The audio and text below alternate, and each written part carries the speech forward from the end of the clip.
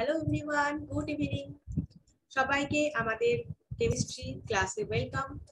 আজকে হচ্ছে class 12 and রিপিটার্স এর ক্লাস। আজকে আমি পড়াবো, সেটা হচ্ছে তোমরা সবাই জানো বায়োমলিকিউলস এর সেকেন্ড পার্টটা। বায়োমলিকিউলস এর অলরেডি কার্বোহাইড্রেট পার্টটা আমাদের কমপ্লিট হয়ে গেছে। নেক্সট প্রোটিন থেকে আজকে স্টার্ট করব। চলো স্ক্রিনটা শেয়ার করি।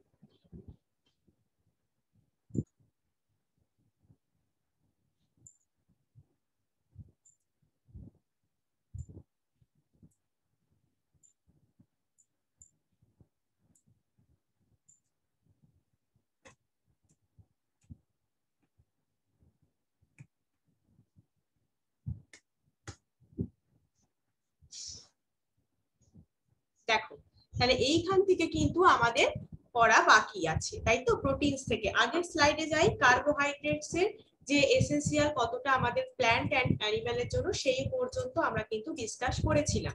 আজকে আমাদের বাকি হচ্ছে প্রোটিনস থেকে। তাহলে প্রোটিন থেকে চলো শুরু করি। প্রোটিন আছে, নিউক্লিক অ্যাসিড আছে, ভিটামিন আছে, হরমোন আছে, এই পার্টস গুলো বাকি রয়েছে। কার্বোহাইড্রেট পার্টটা একটু বেশি বড় ছিল, এগুলো খুব বেশি বড় নয়। প্রোটিনসটা তাও একটু বেশি আছে, বাকিগুলো অতটাও বেশি নয়। দেখো, তাহলে প্রোটিন কি? প্রোটিন হচ্ছে আমাদের লিভিং সিস্টেমে ভীষণ একটা ইম্পর্টেন্ট বায়োমলিকিউলস, তাই তো? প্রোটিন আমরা প্রায় রেগুলারই খেয়ে থাকি। মাছ, মাংস, তোমরা মাছ, মাংস, ডিম, দুধ, পনির, ডাল, সবের মধ্যেই কিন্তু। তারপর চীনা বাদাম, চীনা বাদাম খেয়েছো তো? কে কে চীনা বাদাম খেতে ভালোবাসো একটু লেখো দেখি। চীনা বাদাম আমার তো খুবই ফেভারিট, চীনা বাদাম।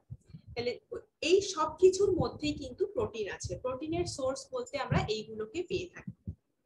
তাহলে প্রোটিনস হচ্ছে most abundant biomolecule of the living system. Cheap sources of protein milk, cheese, pulse, peanuts, fish, meat, এগুলো সব কিছুর মধ্যে এগ, মানে খুবই ভালো এগুলো হচ্ছে প্রোটিনের জন্য।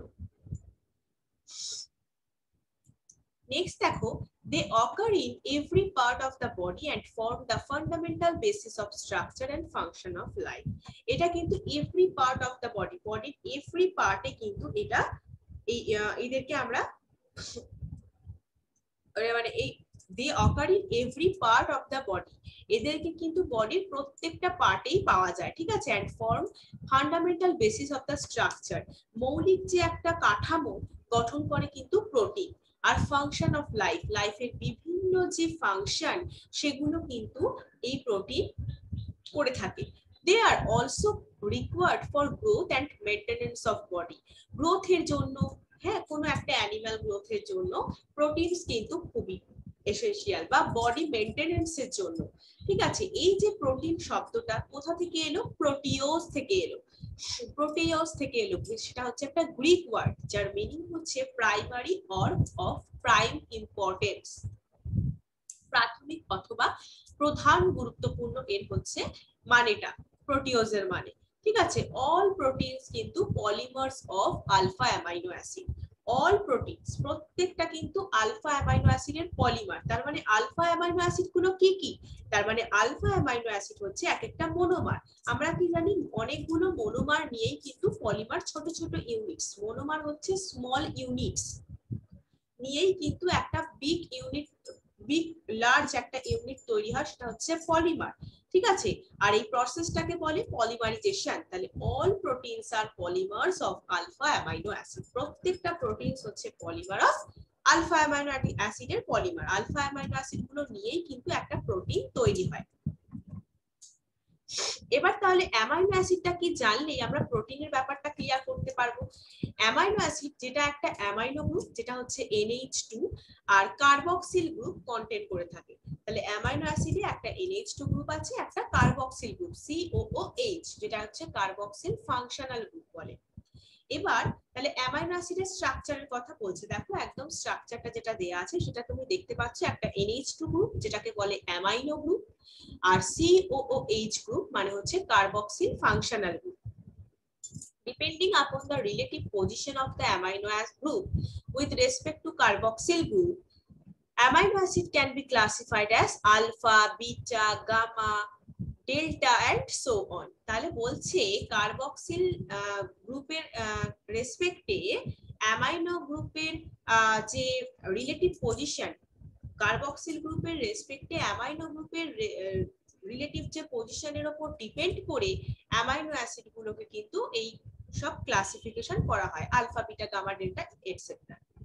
অনলি আলফা অ্যামাইনো অ্যাসিডই অবটেন্ড হয় হাইড্রোলাইসিস অফ প্রোটিন। তাহলে প্রোটিনের যদি আমরা হাইড্রোলাইসিস করি তাহলে কিন্তু আমরা অনলি আলফা অ্যামাইনো অ্যাসিডই পাবো, ঠিক আছে। তাহলে only alpha amino acids are obtained on hydrolysis of protein. they may contain other functional group, এরা কিন্তু এছাড়া আরো অন্যান্য যে ফাংশনাল গ্রুপ সেগুলো কন্টেইন করতে পারে। all amino acids, all alpha amino acids, তাহলে প্রোটিনকে হাইড্রোলাইসিস করলে আলফা অ্যামাইনো অ্যাসিড যেহেতু পাবো। এখানে যে স্ট্রাকচারটা তোমরা দেখতে পাচ্ছ, ক্যাপিটাল আরটা হচ্ছে কি হয়, সাইড চেন, সাইড চেন হয় ক্যাপিটাল আরটা। আর দেখো এখানে NH2 আর COOH গ্রুপের পজিশন, রিলেটিভ পজিশন অনুযায়ী এটা কিন্তু ডিভিশনটা হচ্ছে আলফা অ্যামাইনো অ্যাসিড, ঠিক আছে। এটা ডিভিশনটা হচ্ছে আলফা অ্যামাইনো অ্যাসিড। তাহলে আলফা অ্যামাইনো অ্যাসিড নিয়ে কিন্তু আমরা ডিসকাস করব। All alpha amino acids has trivial name, এটা কিন্তু একটা আদি নেম আছে, সেটা হচ্ছে which usually reflect the property of the compound or its source। তাহলে হচ্ছে প্রত্যেকটা আলফা অ্যামাইনো অ্যাসিডের একটা আদি নাম আছে যার মধ্যে সাধারণত এই যৌগের প্রপার্টিজ বা এর সোর্সটা রিফ্লেক্ট হয়। আদি যে নামটা আছে, ট্রাইবাল নেম যেটা আছে, তার মধ্যে কিন্তু কম্পাউন্ডটার প্রপার্টিজ বা তার সোর্স রিফ্লেক্ট হয়। যেমন ধরো glycine is so named since it has sweet taste, তার মানে Greek word glykos, GLYKOS, Greek word glykos যার মানে হচ্ছে সুইট, সেখান থেকে এসছে গ্লাইকিন। এর তাহলে একটা আদি নাম হচ্ছে গ্লাইসিন, হচ্ছে একটা আলফা অ্যামাইনো অ্যাসিড যার গ্রিক ওয়ার্ড গ্লাইকস থেকে এসছে যার মানে সুইট। গ্লাইসিনের তাহলে একটা প্রপার্টিজ হয়ে গেল যার সুইট টেস্ট আছে, মিষ্টি স্বাদযুক্ত হয়।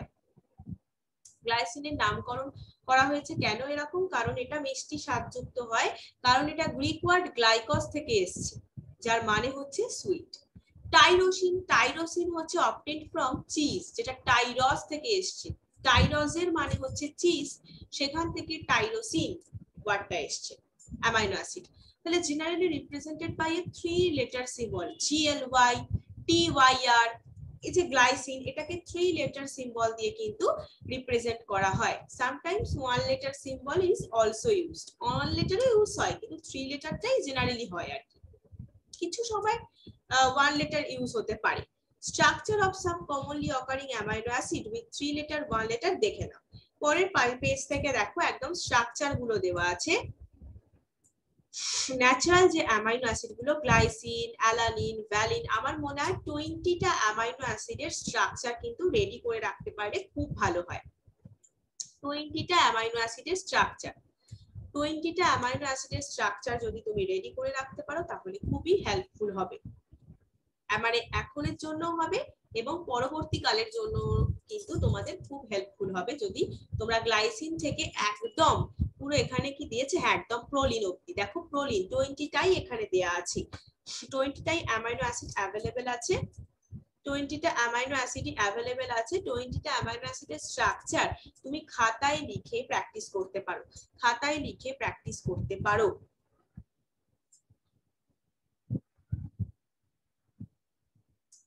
দেখো তাহলে glycine, alanine, valine, leucine, isoleucine, arginine, lysine, glutamic acid, aspartic acid, glutamine. দেখো 3 লেটারেও লেখা আছে, 1 লেটার কোড, 3 লেটার কোড এটা, আর এটা হচ্ছে 1 লেটার কোড। জেনারেলি কিন্তু 3 লেটার কোডটাই ইউজ হয়, 3 লেটার সিম্বলটাই ইউজ হয়। GLY, অ্যালানিনের ক্ষেত্রে ALA, ঠিক আছে, গ্লুটামাইনের ক্ষেত্রে GLN, অ্যাসপার্টিক অ্যাসিডের ক্ষেত্রে ASP, লাইসিনের ক্ষেত্রে LYS। দেখো ট্রিপ্টোফ্যানের ক্ষেত্রে TRP, ফিনাইল অ্যালানিনের ক্ষেত্রে FEHE, ঠিক আছে, মিথায়োনিনের ক্ষেত্রে MET। এইভাবে কিন্তু 3 লেটার ইউজ হয়, এটা মাথায় রাখছো। আর কি মাথায় রাখছো, সেটা হচ্ছে স্ট্রাকচারটা যদি পসিবল হয় প্র্যাকটিস করে খাতায় প্র্যাকটিস করে রাখতে পারো, ঠিক আছে, প্র্যাকটিস করে মাথায় রাখতে পারো যে কোনটার কি স্ট্রাকচার হয়। হিস্টিডিন, প্রোলিন, আচ্ছা, এবার দেখো amino acid are classified as acidic, basic, neutral. এদেরকে কিন্তু ক্লাসিফাই করা হয় acidic, basic or neutral. Depend করছে কিসের উপর? Relative number of amino and carboxyl group in their molecule. সেই মলিকিউলটায় কতগুলো অ্যামাইনো গ্রুপ আছে বা কতগুলো কার্বক্সিল গ্রুপ আছে তার নাম্বারের উপর ডিপেন্ড করছে সেটা অ্যাসিডিক অ্যামাইনো অ্যাসিড নাকি সেটা বেসিক নাকি সেটা নিউট্রাল। টোটালি ডিপেন্ড করছে কিন্তু কার্বক্সিল গ্রুপের উপর, ঠিক আছে, আর অ্যামাইনো গ্রুপ কত আছে সেই নাম্বারটার উপর। ইকুয়াল নাম্বার যদি ধরো যতগুলো অ্যামাইনো গ্রুপ আছে ঠিক ততগুলোই কার্বক্সিল গ্রুপ আছে, তাহলে কিন্তু সেটা নিউট্রাল। এবার ধরো অ্যামাইনো গ্রুপের নাম্বারটা কার্বক্সিল গ্রুপের থেকে বেশি আছে, সেটা হবে বেসিক, সেটা হবে ক্ষারীয়। বেসিক মানে ক্ষারীয়, নিউট্রাল হচ্ছে প্রশম। তাহলে অ্যামাইনো গ্রুপ যদি কার্বক্সিল গ্রুপের থেকে বেশি থাকে সেটা হয়, সেই অ্যামাইনো অ্যাসিডটা হচ্ছে বেসিক। আর অ্যাসিডিক কখন হবে? যদি কার্বক্সিল গ্রুপ, আমরা পড়েছি না কার্বক্সিলিক অ্যাসিড, তাই তো অ্যামাইনো গ্রুপ বলতে এখানে বেস বোঝাচ্ছে। আর কার্বক্সিল গ্রুপ যদি অ্যামাইনো গ্রুপের থেকে বেশি থাকে তাহলে সেটাকে বলবো অ্যাসিডিক। ঠিক আছে, এই ব্যাপারটা তিনটে কিন্তু পয়েন্টস মাথায় রাখো, কোনটাকে অ্যাসিডিক বলবো, কোনটাকে বেসিক বলবো এবং কোনটাকে নিউট্রাল বলবো। আর একটা পয়েন্টস আছে ক্লাসিফিকেশন, দেখো নন এসেনশিয়াল আর এসেনশিয়াল দুভাবে ভাগ করা যেতে পারে। এবার নন এসেনশিয়াল মানে যেটা সিনথেসাইজড হয় বডিতে, যেটা সংশ্লেষিত হয়, সেটা হচ্ছে নন এসেনশিয়াল, অনপরিহার্য অ্যামাইনো অ্যাসিড। আর যেটা can not be synthesised in the body must be obtained through diet, বলছে খাদ্য থেকে যেগুলো সংগ্রহ করা হয়। ঠিক আছে, যেগুলো খাদ্য থেকে সংগ্রহ করা হচ্ছে, বডিতে সিনথেসাইজ হয় না, শরীরে সংশ্লেষিত হয় না, অবশ্যই ডায়েট মানে ফুডস থেকে এদের অবটেন করা হয়, সেটা হচ্ছে essential amino acid.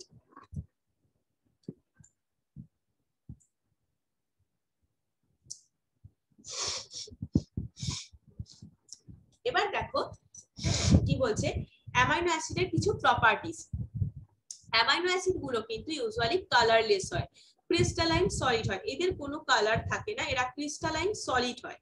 This R water soluble, জলেও এরা সলিউবল হয়। কিছু কিছু প্রপার্টিজও মনে রাখতে পারো, ধরো colourless, crystalline solid, water soluble, এদের হচ্ছে হাই মেল্টিং সলিড।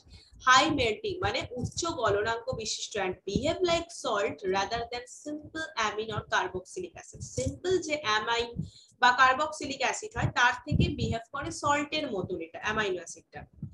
এই বিহেভিয়ারের কারণ হচ্ছে due to the presence of both acidic and basic group, তার মানে কার্বক্সিল গ্রুপও আছে অ্যামাইনো গ্রুপও আছে, সেই কারণেই কিন্তু এরা এই ধরনের বিহেভ করে, বিহেভ লাইক সল্ট। আচ্ছা, in aqueous solution carboxyl group can lose a proton। aqueous solutionে যখন থাকে, ঠিক আছে, aqueous solutionে কি হয় বলতো না, aqueous solutionে মানে জলীয় দ্রবণে, জলীয় দ্রবণে কার্বক্সিল গ্রুপ একটা প্রোটন লস করে ফেলে, কার্বক্সিল গ্রুপটা। আর অ্যামাইনো গ্রুপ কি করে, প্রোটন অ্যাকসেপ্ট করে। এই যে ডাইপোলার আয়ন একটা দিচ্ছে এরা, এটাকে বলে জুইটার আয়ন। দেখো এই পিকচারটায় কিন্তু জুইটার আয়নটা ভালো করে নোটিস করো। পিকচারটায় দেখো এখানে NH3, দেখো NH2 থেকে প্লাস NH3 হয়ে গেছে COO, এটা হচ্ছে H মানে একটা প্রোটন এরা লস করছে। কার্বক্সিল গ্রুপ কি করছে, মানে কার্বক্সিল গ্রুপ কোনটা, COOH, তাহলে এ একটা প্রোটনকে লস করলো, তার মানে H চলে গেল। আর NH2 ছিল সেখান থেকে NH3 হয়ে গেল, তিনটে হাইড্রোজেন হয়ে গেল, কারণ এরা অ্যাকসেপ্ট করলো প্রোটনকে। এবার এইটা হচ্ছে একটা ডাইপোলার আয়ন, ঠিক আছে, দ্বিমেরু আয়ন, ডাইপোলার আয়ন তৈরি হচ্ছে যাকে বলে জুইটার আয়ন। ঠিক আছে, এটা হচ্ছে পুরোটাকে বলে, সরি হ্যাঁ, এটাকে পুরোটাকে বলে হচ্ছে তোমার জুইটার আয়ন। এটা কিন্তু important for MCQ, NET and JEE এর জন্য। This is neutral but contain positive negative charge. এটা কিন্তু নিউট্রাল হয় কারণ এখানে অ্যামাইনো গ্রুপ, আর তোমার নিউট্রাল কেন হয় এখানে কি বলতো, মানে নিউট্রাল প্রশম হয়, ঠিক আছে, অ্যাসিড বেস ইকুয়ালি থাকে আর কন্টেন করে থাকে কিন্তু পজিটিভ আর নেগেটিভ চার্জ এরা কন্টেন করে থাকে, দুটো চার্জই কন্টেন করে। জুইটার আয়ন তাহলে কি বলছি না, জুইটার আয়ন নিউট্রাল হয় কিন্তু বাট কন্টেন করে থাকে both positive and negative charge. এটা কিন্তু অবশ্যই খুব ভালো করে মনে রাখছো, ঠিক আছে। আচ্ছা, জুইটার আয়ন তাহলে ভালো করে পড়ছো। ইন জুইটার আয়নিক ফর্মে কি হয় দেখো, in zwitter ionic form amino acid show amphoteric behaviour. Zwitter ionic ফর্মে তার মানে অ্যাসিড আর বেস দুটোর সাথে রিঅ্যাক্ট করে। জুইটার আয়ন যখন হয়ে যাচ্ছে মানে কার্বক্সিল গ্রুপ একটা প্রোটনকে লস করছে, অ্যামাইনো গ্রুপ একটা প্রোটনকে অ্যাকসেপ্ট করছে, তখন একটা ডাইপোলার আয়ন তৈরি দিচ্ছে তারা, যেটাকে বলছে জুইটার আয়ন। সেই জুইটার আয়নিক ফর্মে অ্যাসিড কিন্তু অ্যামাইনো অ্যাসিডটা অ্যামফোটেরিক বিহেভিয়ার শো করে। অবশ্যই এটা ভালো করে পড়বে, কি এই জুইটার আয়নের পুরো পার্টটা কিন্তু খুব ভালো করে পড়ছো। তাহলে অ্যামাইনো অ্যাসিড শো করছে অ্যামফোটেরিক বিহেভিয়ার। আমি রিলেটেড তোমাদের আরো এমসিকিউস তো অ্যাসাইনমেন্টে দিয়ে দেব, তখন বুঝে নিতে পারবে। আচ্ছা, তাহলে অ্যামফোটেরিক বিহেভিয়ার মানেই কি অ্যাসিড বেস দুটোর সাথে রিঅ্যাক্ট করছে। এক্সেপ্ট গ্লাইসিন, আর একটা পয়েন্ট দেখো ইম্পর্টেন্ট, সেটা হচ্ছে গ্লাইসিন ছাড়া অল আদার যে naturally occurring alpha amino acid গুলো আছে, মানে 20টা অ্যামাইনো অ্যাসিড, তার মধ্যে গ্লাইসিন বাদ, তার মানে 19টা, একটা বাদ দিয়ে দিচ্ছি, 20টা থেকে গ্লাইসিনকে বাদ দিচ্ছি, বাকি যে 19টা naturally occurring alpha amino acid আছে সেগুলো কিন্তু অপটিক্যালি অ্যাক্টিভ হয়। অপটিক্যালি অ্যাক্টিভ হয় since the alpha carbon atom is asymmetric. Optically active, তাহলে অপটিক্যালি অ্যাক্টিভ কেন হচ্ছে, যেহেতু আলফা কার্বন অ্যাটম যেটা আছে সেটা হচ্ছে অ্যাসিমেট্রিক হয়, অপ্রতিসাম্য হয় আলফা কার্বন অ্যাটমটা, সেই কারণে। এরাও কিন্তু ডি ফর্মে আছে, এল ফর্মে আছে, বেশিরভাগ মানে most naturally occurring amino acid কিন্তু এল কনফিগারেশনে হয়। ঠিক আছে, ডি এল দুটো কনফিগারেশনই এক্সিস্ট করে, বাট মোস্ট ন্যাচারালি যে অকারিং অ্যামাইনো অ্যাসিড গুলো এল কনফিগারেশনে হয়। এল অ্যামাইনো অ্যাসিড কিভাবে রিপ্রেজেন্ট করা হয়, ওই বন্ড এ মানে মাইনাস NH2 দিয়ে, NH2 group on the left hand side. NH2 মূলকটা কোথায় থাকবে না, NH2 মূলকটা থাকবে লেফট হ্যান্ড সাইডের বাঁ দিকে, কিন্তু NH2 গ্রুপটা থাকলে সেটা হচ্ছে এল। তাহলে তুমি দেখতে পাবে যে আমি একটু ব্যাকে যাচ্ছি, দেখো NH2 গ্রুপ, দেখো NH2 গ্রুপ, হ্যাঁ এবার এগুলোর ক্ষেত্রে দেখো বেশিরভাগের ক্ষেত্রেই কিন্তু লেফট সাইডে, বেশিরভাগের ক্ষেত্রেই কিন্তু লেফট সাইডে আছে NH2 গ্রুপটা, তাহলে সেটাকে আমরা বলছি যে এল কনফিগারেশন, সেই জন্যই বলছে most naturally occurring amino acids have L configuration, represent করা হয় NH2 গ্রুপটা লেফট হ্যান্ড সাইডে থাকবে। চলো নেক্সট যেটা এবার আমরা অ্যামাইনো অ্যাসিড সম্পর্কে পড়ছিলাম, এবার যেটা পড়বো সেটা হচ্ছে স্ট্রাকচার অফ প্রোটিন, প্রোটিনের স্ট্রাকচার পড়বো। We have already read that যে proteins are polymer of alpha amino acid, এটা অলরেডি আগের একদম ফার্স্ট স্লাইড যেটা প্রোটিনে শুরু করলাম সেটাতেই বলে দিয়েছিলাম, তাই তো। কিছু মনোমার আছে, সেগুলো হচ্ছে আলফা অ্যামাইনো অ্যাসিড হচ্ছে এক একটা মনোমার, যেগুলো নিয়ে পলিমার তৈরি হয়। তাহলে প্রোটিন হচ্ছে একটা পলিমার। এবার এই অ্যামাইনো অ্যাসিড গুলো নিয়ে যে তৈরি হচ্ছে, অ্যামাইনো অ্যাসিড গুলো কানেক্টেড হয়ে থাকে each other by peptide bond বা পেপটাইড লিংকেজ, এইটা কিন্তু খুব ইম্পর্টেন্ট। তাহলে পেপটাইড বন্ড বা পেপটাইড লিংকেজ দ্বারা কানেক্টেড হয়ে থাকে আলফা ধরো দুটো অ্যামাইনো অ্যাসিড তাদের মধ্যে বন্ড করে আছে, হ্যাঁ এটা তাহলে কি হয়েছে না, তারা কিন্তু পেপটাইড বন্ড বা পেপটাইড লিংকেজ দ্বারা কানেক্টেড হয়ে আছে।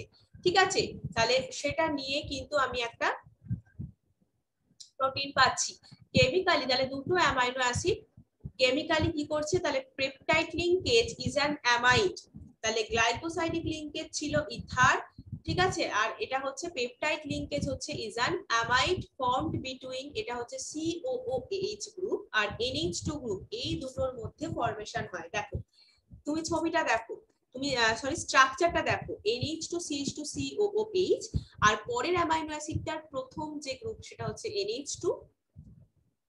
দেখো গ্লাইসিনের স্ট্রাকচারটা দিয়েছে আর অ্যালানিনের স্ট্রাকচার দিয়েছে, গ্লাইসিন আর অ্যালানিনের মধ্যে দেখো পেপটাইড বন্ড কি করে হয় আগে। আচ্ছা তাহলে বলে নাও যে reaction between two molecules of similar or different amino acid, সিমিলারও হতে পারে, গ্লাইসিনের সাথে গ্লাইসিন হতে পারে, গ্লাইসিনের সাথে অ্যালানিন, যা যা আরো বাকি আছে সেগুলোর হতে পারে, সিমিলারও হতে পারে, ডিফারেন্ট অ্যামাইনো অ্যাসিডের মধ্যেও হতে পারে, two molecules of through the combination of amino group of one molecule with carboxyl group of the other, তাহলে একটার কার্বক্সিল গ্রুপের সাথে আরেকটার অ্যামাইনো গ্রুপের কম্বিনেশনে রিঅ্যাক্ট করে কিন্তু ওটা কি হচ্ছে না, this is result in the elimination of a water molecule, একটা ওয়াটার মলিকিউল এলিমিনেট করে যাচ্ছে। দেখো এখান থেকে তুমি যদি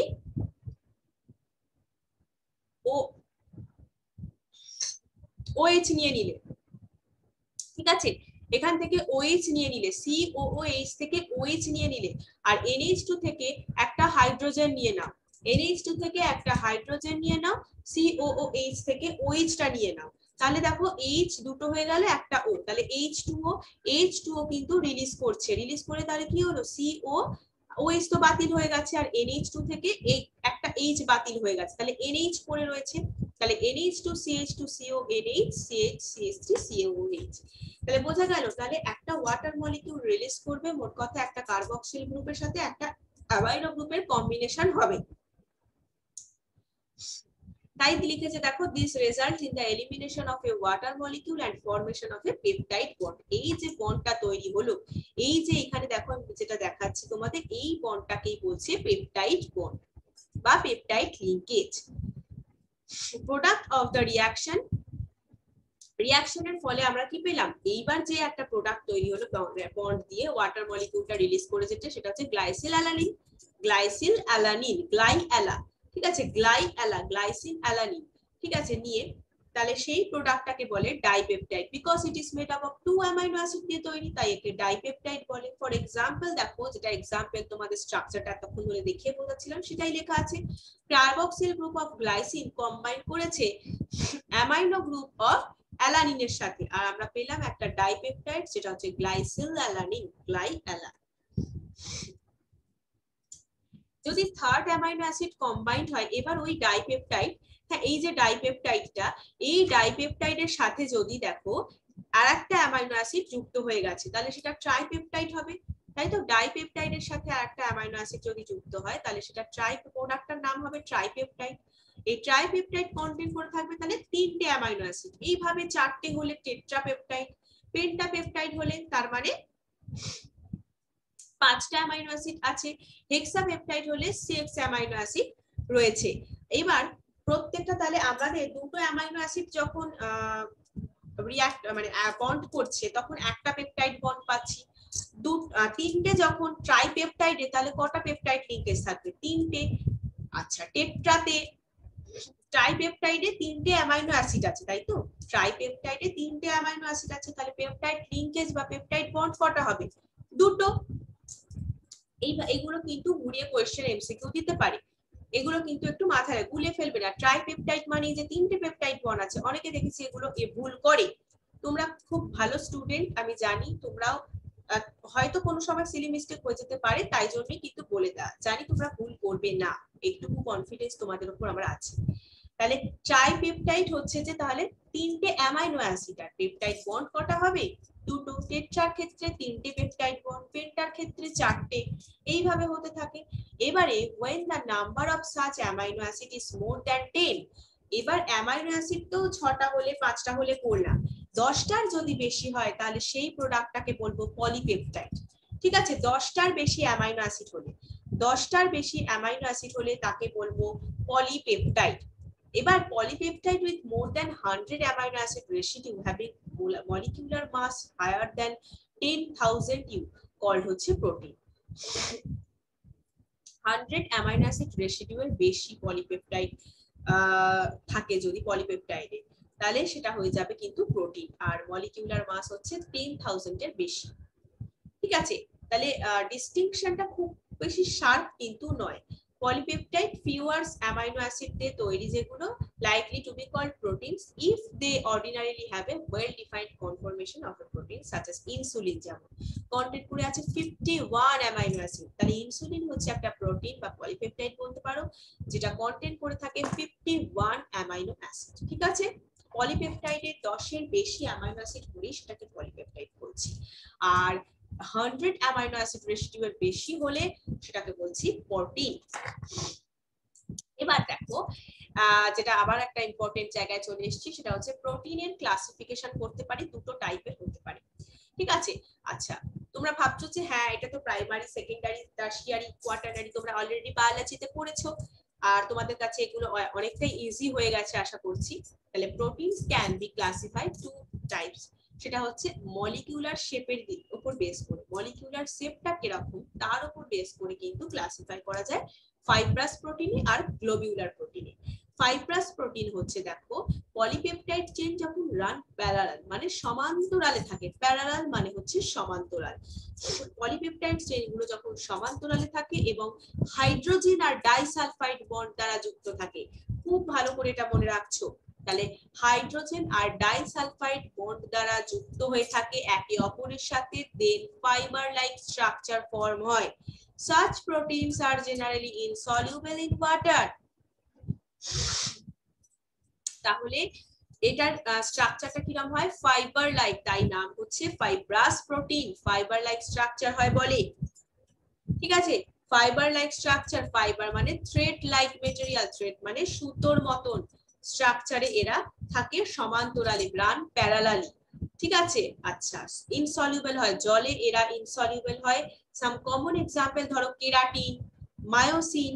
কেরাটিন কোথায় থাকে, চুলে কেরাটিন থাকে না, আমাদের হেয়ারে কেরাটিন থাকে, তারপরে উলের কেরাটিন থাকে, সিল্কে। মায়োসিন কোথায় থাকে, প্রেজেন্ট থাকে মাসেলে, আমাদের মাসেলে কিন্তু মায়োসিন নামক প্রোটিনটা প্রেজেন্ট থাকে। তাহলে এই কেরাটিন, মায়োসিন এগুলো কিন্তু যেগুলো হেয়ারে থাকে কেরাটিন সবই কিন্তু ফাইব্রাস প্রোটিন। গ্লোবিউলার প্রোটিন, দেখো এখানে বাংলাটা তোমরা অনেকেই আছো যারা এখনো মানে স্বাভাবিক বেঙ্গলি মিডিয়াম থেকে বিলং করা মানে বাংলাটাকেই বেশি প্রেফার করা, তাই তো? বাংলাটা অবশ্যই খুব ভালো বাংলা পড়াটা, কিন্তু আমিও সেটাকে সাপোর্ট করি, কিন্তু কিছু কিছু জিনিস আছে দেখো, এই যে গ্লোবিউলার প্রোটিন এর বাংলাটা তুমি দেখো বর্তুলাকার প্রোটিন, সেটা থেকে তোমার কি মনে হয় না গ্লোবিউলার প্রোটিনটাই মনে রাখাটা ইজি বর্তুলাকারের থেকে? তোমার বুঝতেও কিন্তু দেখো গ্লোবিউলার শেপে, গ্লোবিউল শেপের হবে, স্ফেরিক্যাল শেপের গোলকের মতন হবে, সেটা কিন্তু গ্লোবিউলারের থেকেই তোমার মনে রাখতে সুবিধা হবে, বর্তুল আকারে কিন্তু নয়। বা আগেরটা দেখো আশালু বা তন্তুময়, এটা থেকে ফাইব্রাস প্রোটিন ইজি না, সেই জন্যই কিন্তু তোমাদের আমিও বলি বা স্যারও তোমাদের বলেন যে ইংলিশটাই জোর দিতে। একবার ইংলিশটাই তোমরা যখন অভ্যস্ত হয়ে যাবে তখন আর বেঙ্গলিতে পড়তেই তোমাদের ইচ্ছে করবে না। এখন তো প্রায় সবাই অভ্যস্ত হয়েই গেছে, এখন সবাই ইংলিশে ভীষণই ভালো এক্সাম দিচ্ছ, ফুল মার্কস পাচ্ছ, তোমাদের মতো গুড স্টুডেন্ট পেয়ে আমাদেরও গর্ব হয়। হ্যাঁ, চলো তাহলে দেখো globular protein, this structure results when the chains of polypeptides coil around to give a spherical shape। তাহলে কি বলছে, যখন পলিপেপটাইড চেন গুলো মানে কুণ্ডলী আকার করে কয়েল শেপে হয়ে যায়, পেঁচিয়ে যায়, বুঝতে পেরেছো? পেঁচিয়ে গিয়ে যখন একটা গোলাকার শেপ দেয়, স্ফেরিক্যাল শেপ দেয়, this are usually soluble in water. ঠিক আছে, তখনই কিন্তু গ্লোবিউলার প্রোটিন বলছি। এক্সাম্পল দেখো ইনসুলিন, অ্যালবুমিন, এগুলো সবই কিন্তু গ্লোবিউলার প্রোটিনের এক্সাম্পল। এবার দেখো structure and shape of the protein can be studied at 4 different লেভেলে। শেপ এবং স্ট্রাকচারটা স্টাডি করা হয় 4টে ডিফারেন্ট লেভেলে, সেটা হচ্ছে প্রাইমারি, সেকেন্ডারি, টারশিয়ারি, কোয়াটারনারি। তার থেকে এতক্ষণ মানে আমরা ফাইব্রাস বা গ্লোবিউলারের কথা বলছিলাম, এগুলোর থেকে কিন্তু এটা অনেকটাই কমপ্লেক্স হয়। আচ্ছা, ফার্স্টেই যেটা তোমাদের পড়তে হচ্ছে প্রাইমারি স্ট্রাকচার, তাই তো? ফার্স্টেই হচ্ছে primary structure of the protein. তাহলে proteins may have one or more polypeptide chain. তাহলে প্রাইমারি স্ট্রাকচার পড়ছি, একদম কিন্তু গোলাবে না। তাহলে প্রাইমারি স্ট্রাকচারে কি বলছে দেখো, প্রাইমারি স্ট্রাকচারে বলছে তাহলে প্রোটিনের থাকবে একটা বা তার বেশি polypeptide chain. Each polypeptide in a protein has amino acid linked with each other in a specific sequence। বলছে প্রোটিনের মধ্যে প্রত্যেকটা পলিপেপটাইড চেনের অ্যামাইনো অ্যাসিড গুলো, প্রোটিনের মধ্যে প্রত্যেকটা পলিপেপটাইড চেনের অ্যামাইনো অ্যাসিড গুলো লিঙ্কড হয়ে থাকে একে অপরের সাথে একটা স্পেসিফিক সিকোয়েন্সের মাধ্যমে, একটা স্পেসিফিক সিকোয়েন্সে যুক্ত থাকে। এটা টোটালি কিন্তু প্রাইমারি স্ট্রাকচারে হয়, and it is this sequence of amino acid that is said to be the primary structure of that protein. Any change in the primary structure, that is the sequence of amino acids, creates a different protein। তাহলে বলছে কি না, বলছে যে primary স্ট্রাকচারের কোনো change হলে বা অ্যামাইনো অ্যাসিডের সিকোয়েন্সের চেঞ্জ হলে সেটা কিন্তু ডিফারেন্ট প্রোটিন ক্রিয়েট করতে পারে। প্রাইমারি স্ট্রাকচারে যদি কোনো রকম চেঞ্জ হয় বা অ্যামাইনো অ্যাসিডের সিকোয়েন্সে যদি কোনো চেঞ্জ হয় তাহলে ডিফারেন্ট প্রোটিন তারা উৎপন্ন করতে পারে। নেক্সট তাহলে দেখবো আমরা secondary structure of the protein. Secondary structure of the protein refers to the shape in which a long polypeptide chain can exist. তাহলে প্রোটিনের সেকেন্ডারি স্ট্রাকচার বলতেই আমরা সেই শেপকে বুঝি যেখানে কিন্তু একটা লং পলিপেপটাইড চেইন এক্সিস্ট করে। They are found to exist into different type of structure. Already হয়তো তোমরা হয়তো না পড়েছো যে আলফা হেলিক্স আর বিটা প্লিটেড সিট স্ট্রাকচারে কিন্তু সেকেন্ডারি স্ট্রাকচার আমরা ডিভিশন করতে পারি। দুটো ফর্মে এক্সিস্ট করে, একটা আলফা হেলিক্স ফর্মে মানে হেলিকাল স্ট্রাকচার, একটা beta pleated sheet structure. This structure arises due to the regular folding of the backbone of the polypeptide chain due to the hydrogen bonding between CO and NH group of the polypeptide bond. কি বলছে না, বলছে peptide বন্ডের CO আর NH মূলক, তাই তো? Peptide বন্ডে আমরা কি পেয়েছিলাম? CO আর NH মূলক পেয়েছিলাম, তাই না? তাদের মধ্যে ওই যে OH আর NH2 থেকে একটা H বেরিয়ে গেল, মানে H2O বেরিয়ে গেলে CO NH বন্ড পাচ্ছিলাম। এদের মধ্যে কি বন্ড তৈরি হচ্ছে? এই মূলকের মধ্যে হাইড্রোজেন বন্ধনের ফলে কি হচ্ছে, মানে মেন যে পলিপেপটাইড চেনটা সেটা রেগুলারই ফোল্ড হয়ে থাকায় এই ধরনের গঠন কিন্তু তৈরি হয়, রেগুলার ফোল্ডিং এর ফলে ব্যাকবোনটা। ঠিক আছে, তাহলে পেপটাইড বন্ধনের CO আর NH গ্রুপের মধ্যে হাইড্রোজেন বন্ডিং এর ফলে মূল যে পলিপেপটাইড চেনটা সেটা রেগুলারলি ফোল্ডেড হয়ে থাকায় এই ধরনের স্ট্রাকচার তৈরি হয়। Alpha helix is one of the most common way in which a polypeptide chain forms all possible hydrogen bond by twisting into a right-handed screw বা helix বলতে পারো with the NH group of each amino acid residue hydrogen bonded to the CO of an adjacent turn of the helix। তাহলে কি বলছে দেখো, alpha helix হচ্ছে এমন একটা সাধারণ গঠন যার মধ্যে একটা পলিপেপটাইড চেন রাইট সাইডে টুইস্টেড হয়ে একটা হেলিক্সে ঘুরে থাকা প্রত্যেকটা অ্যামাইনো অ্যাসিডের NH মূলকের যে আমাদের তোমার অবশিষ্ট যে হাইড্রোজেন সেটা ওই কয়েলের অ্যাডজাসেন্ট টার্নে হেলিক্সের অ্যাডজাসেন্ট টার্নের CO গ্রুপের সাথে পসিবল অল হাইড্রোজেন বন্ড গঠন করে, পসিবল সমস্ত রকম হাইড্রোজেন বন্ধন কিন্তু গঠন করে। সেটা তোমরা এত কিছু পিকচার দেখলে বুঝবে। দেখো এটা হচ্ছে আলফা হেলিক্স স্ট্রাকচার। দেখো একদম যে আমাদের অ্যাডজাসেন্ট যে টার্মটা আছে না, প্রত্যেকটাই দেখো হাইড্রোজেন বন্ড কিন্তু তৈরি হচ্ছে, একটা CO এর সাথে NH, CO এর সাথে NH, এইভাবে আলফা হেলিক্সের স্ট্রাকচার, প্রোটিনের আলফা হেলিক্স স্ট্রাকচার। তাহলে প্রোটিনে দেখো আলফা হেলিক্স স্ট্রাকচারে দেখো CO আর NH এর মধ্যে কিন্তু এই যে বন্ডটা রয়েছে এটা হচ্ছে হাইড্রোজেন বন্ড। প্রত্যেকটা টার্নে হাইড্রোজেন বন্ড কিন্তু পসিবল হাইড্রোজেন বন্ড গঠন করে। ঠিক আছে, একটা হেলিক্সে ঘুরে আছে, এরকম পাকে যখন আসছে এরকম করে ধরো, দেখো এই ঘুরে আসে আবার এখানে কিন্তু হাইড্রোজেন বন্ড দিয়ে প্রত্যেকটা পাকে আছে, দেখো প্রত্যেকটা একটা helix টার্নে।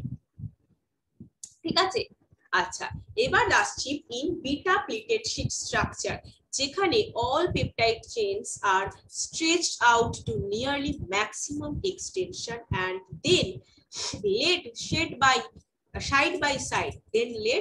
by side which are held together by intermolecular hydrogen bonding। তাহলে বিটা প্লিটেড স্ট্রাকচার কিন্তু all peptide chain কি হয়, stretched out মানে সর্বাধিক প্রসারিত।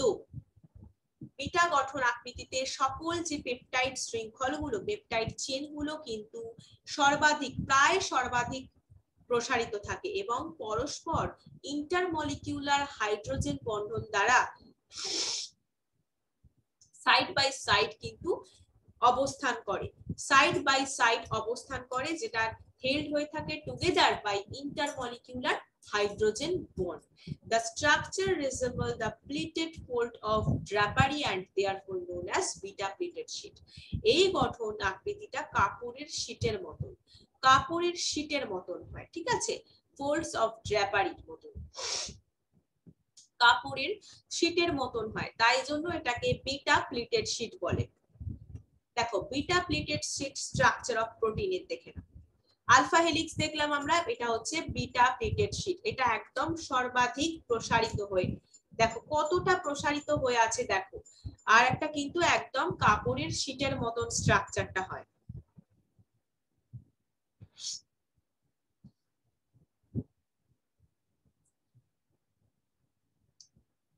প্রত্যেকটাই কিন্তু ইন্টারমলিকিউলার হাইড্রোজেন বন্ডিং রয়েছে।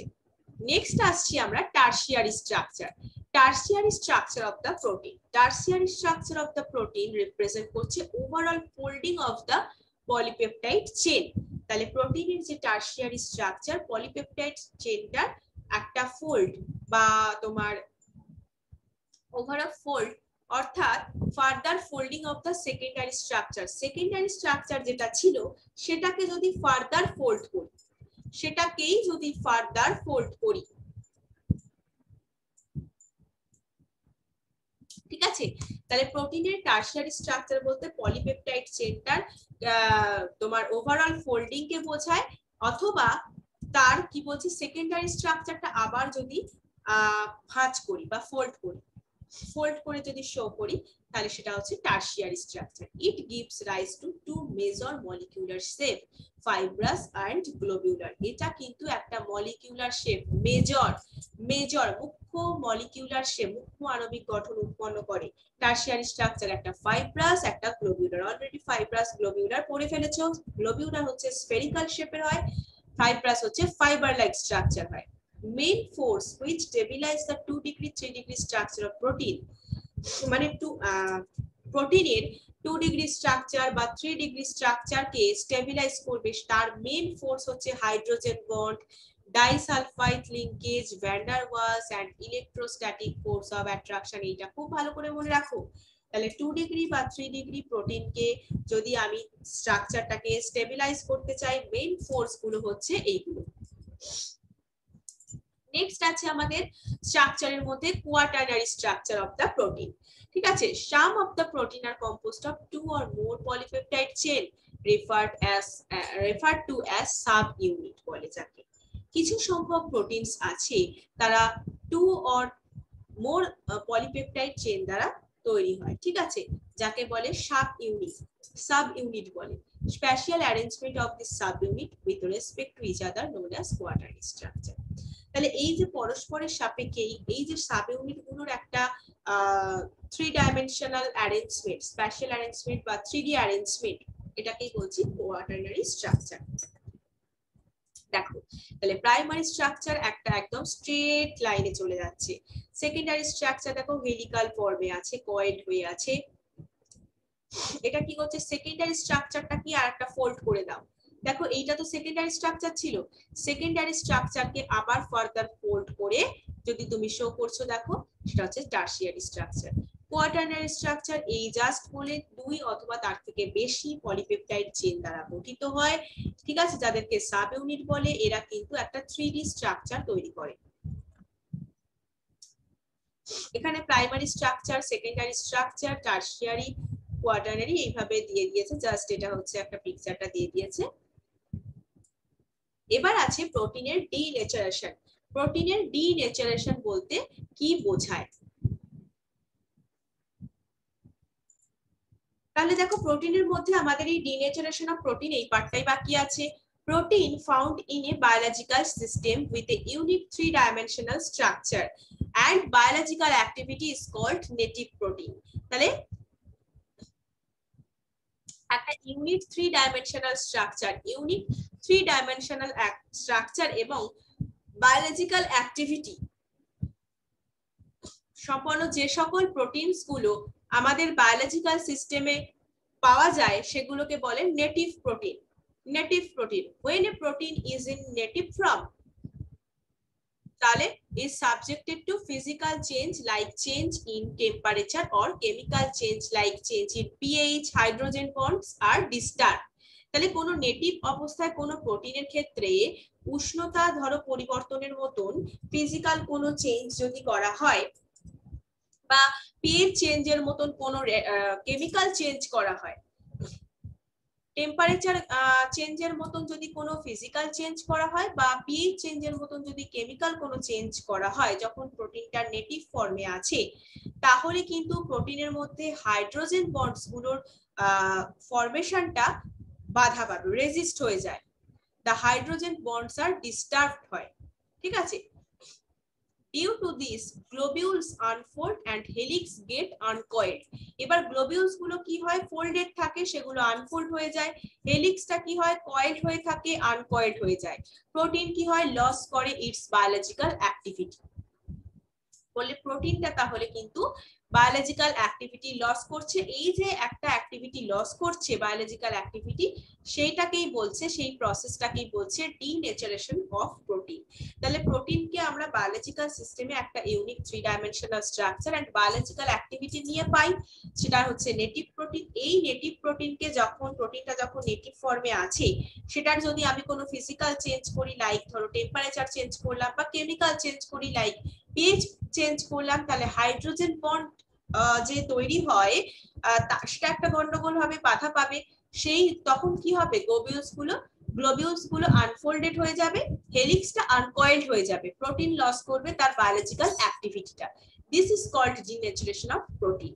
During denaturation, secondary tertiary structure are destroyed but primary structure remains intact। মেন কি হয়, এই যে ফোল্ডিং এর ব্যাপারটা বা কয়েলিং এর ব্যাপারটা, এগুলো তো সেকেন্ডারি আর টারশিয়ারিতেই মেইনলি হয়, সেই জন্যই কিন্তু প্রাইমারিতে তো হচ্ছে না। সেই কারণে সেকেন্ডারি আর টারশিয়ারি স্ট্রাকচারটাই কিন্তু ডিস্ট্রয়েড হয় ডিনেচারেশন হয়ে গেলে প্রোটিনের। Coagulation of egg white on boiling is a common example of denaturation. Denaturation একটা কমন এক্সাম্পল হচ্ছে এগ যখন বয়েলিং এর ফলে ডিমের যে সাদা অংশে একটা জমাট বেঁধে যায়, বয়েলিং করলে দেখবে এগ যে হোয়াইট অংশটা তার এক জমাট বেঁধে যায়, এটা হচ্ছে প্রোটিনের ডিনেচারেশন হচ্ছে সেই কারণে। Another example, curdling of milk, দুধ থেকে যখন দই উৎপন্ন হচ্ছে, এটা হচ্ছে কমন এক্সাম্পল হলো, which is caused due to the formation of lactic acid by the bacteria present in milk। Milk থেকে যখন মিল্কে প্রেজেন্ট আছে কোন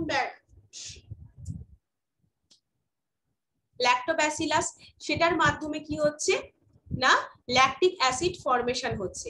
ল্যাকটিক অ্যাসিড ফরমেশনের ফলে কি হচ্ছে, এখানে দুধ থেকে দই উৎপন্ন হওয়াতে এটা ঘটছে, তার মানে কি প্রোটিনের ডিনেচারেশন হচ্ছে এই কারণেই কিন্তু। নেক্সট আসছি আমাদের পরের পার্ট, এটা হচ্ছে প্রোটিনের পার্ট গেল। এবার হচ্ছে আছে এনজাইম। এনজাইমের মধ্যে যেটা তোমাদের মেন জানতে হবে সেটা হচ্ছে life is possible due to the coordination of various chemical reactions in living organism. বিভিন্ন কেমিক্যাল রিঅ্যাকশনের কোঅর্ডিনেশন, ভেরিয়াস কেমিক্যাল রিঅ্যাকশনে লিভিং অর্গানিজমে বিভিন্ন কেমিক্যাল রিঅ্যাকশনের কোঅর্ডিনেশনের জন্যই কিন্তু আমাদের জীবন ধারণ করা সম্ভব হয়েছে। Example, digestion of food, digestion হচ্ছে, অ্যাবজর্পশন হচ্ছে, অ্যাপ্রোপ্রিয়েট মলিকিউলস গুলো, আলটিমেটলি এনার্জি প্রোডাকশন হচ্ছে। এই যে পুরো প্রসেসটা, এই সবকিছুই কিন্তু একটা কেমিক্যাল রিঅ্যাকশনস গুলোর কোঅর্ডিনেশনের ফলাফল। তাহলে this process involves A sequence of reaction and all these reactions occur in body under very mild condition। very mild condition এ কিন্তু বডির মধ্যে, very mild condition এ বডির মধ্যে কিন্তু এই reactions গুলো ঘটে চলে। this occurs with the help of certain biocatalyst। তাহলে এনজাইম হচ্ছে একটা বায়োক্যাটালিস্ট। তাহলে দিস অকার্স, এইগুলো কিন্তু এই যে কেমিক্যাল রিঅ্যাকশনস গুলো হয় আমাদের বডির মধ্যে, অ্যাপ্রোপ্রিয়েট মলিকিউলস গুলোর অ্যাবজর্পশন হচ্ছে, ফুড ডাইজেশন হচ্ছে, এনার্জি প্রোডাকশন হচ্ছে, এগুলোর পেছনে কার হাত আছে? এগুলোর পেছনে হাত আছে এনজাইম, যেটা হচ্ছে একটা বায়োক্যাটালিস্ট হিসেবে কাজ করে। প্রত্যেকটা এনজাইম কিন্তু globular protein. All the enzymes, almost all the enzyme are globular protein হয়, মানে স্ফেরিক্যাল শেপের হয়। Enzymes are very specific for a particular reaction and for a particular substrate. Particular substrate and particular reaction এর জন্য কিন্তু enzyme specific হয়, একটা নির্দিষ্ট এনজাইম থাকে, generally named after the compound or class of compound upon which they work. Enzyme ধরো that catalysis hydrolysis of maltose in glucose, তাহলে maltase, তাহলে কার হাইড্রোলাইসিস হচ্ছে? ম্যালটোজের। ম্যালটোজের হাইড্রোলাইসিস হচ্ছে, তাহলে এনজাইমের নাম হচ্ছে, ম্যালটোজ থেকে গ্লুকোজ পাচ্ছি, তাহলে এনজাইমের নাম হচ্ছে ম্যালটেজ। এইভাবে কিন্তু নাম হয়। দেখো রিঅ্যাকশনটা অলরেডি দেয়া আছে। ম্যালটোজ থেকে আমরা কি করব না, এনজাইম দিচ্ছি ম্যালটেজ, দিলে গ্লুকোজ পাচ্ছি। এই রিঅ্যাকশন গুলো কিন্তু ইকুয়ালি ইম্পর্টেন্ট। আচ্ছা, এবার দেখো sometime enzymes are also named after the reaction where they were used. কখনো কখনো কিন্তু এনজাইম গুলোর নমেনক্লেচারটা সেই রিঅ্যাকশনটার উপর ডিপেন্ড করেও হয়। ফর এক্সাম্পল, যেমন ধরো এনজাইম যেটা ক্যাটালাইজ করছে oxidation of one substrate with simultaneous reduction of the another substrate, যেটাকে বলে oxidoreductase enzyme. Ending of the name of an enzyme ASE, ASE, এই প্রত্যেকটা এনজাইমের নামের শেষে কিন্তু ASE থাকে, অক্সিডো রিডাকটেস, অক্সিডেশনে অক্সিডো রিডাকটেস। এই এনজাইমের ফলে একটা সাবস্ট্রেটের রিডাকশন হচ্ছে সাইমালটেনিয়াসলি উইথ আর একটা সাবস্ট্রেটের অক্সিডেশন হচ্ছে, ঠিক আছে? সেই এনজাইমটা কিন্তু ক্যাটালাইজ করছে এই রিঅ্যাকশনটা, সেটা হচ্ছে অক্সিডো রিডাকটেস। এবার হচ্ছে এনজাইমের কিছু mechanism of enzyme action. Enzymes are needed only in small quantities for the progress of a reaction. এনজাইমের কোনো রিঅ্যাকশনের প্রোগ্রেসের জন্য কিন্তু খুব লো কোয়ান্টিটিতে, খুব স্মল কোয়ান্টিটিতে এনজাইমের প্রয়োজন হয়। Similar to the reaction of chemical catalyst, enzymes are said to reduce the magnitude of the activation energy. তার মানে কেমিক্যাল যে ক্যাটালাইসিসের মেকানিজমের মতোই এনজাইমের যে অ্যাক্টিভেশন এনার্জি সেটা ডিক্রিজ করে।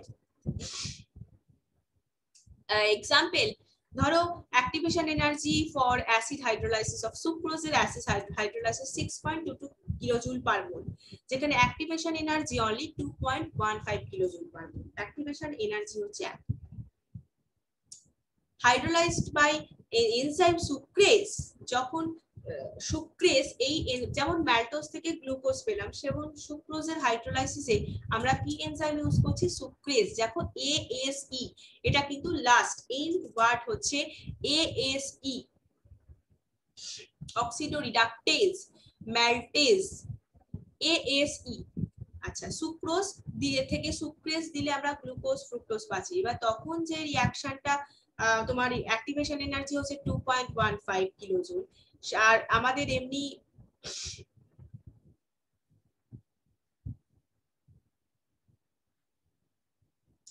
সুক্রোজ যখন করছি তখন হচ্ছে 6.22 কিলোজুল পার মোল, ঠিক আছে?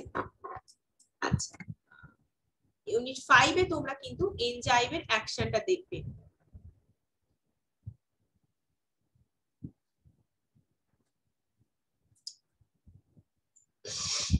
এনজাইমের অ্যাকশন অলরেডি আমি তোমাদের পড়িয়েও দিয়েছি। এনজাইমের আমাদের সারফেস কেমিস্ট্রি চ্যাপ্টারটায় অলরেডি এনজাইমটা খুব ভালো করেই পড়ানো হয়ে গেছে।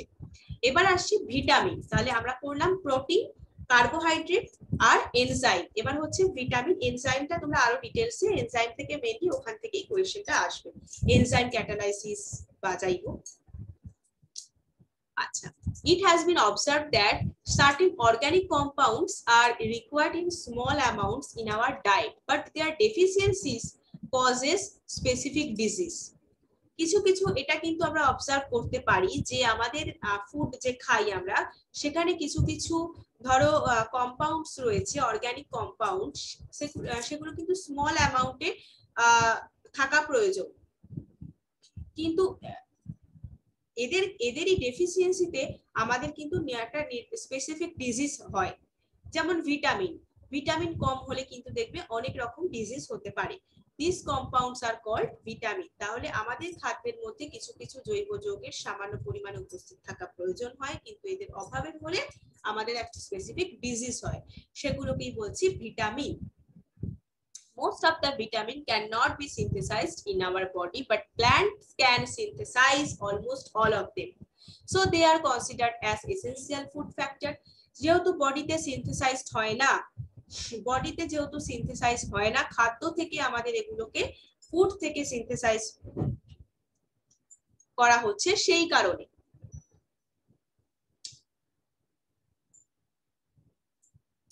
এবার দেখো এখানে তাহলে কি বলছে,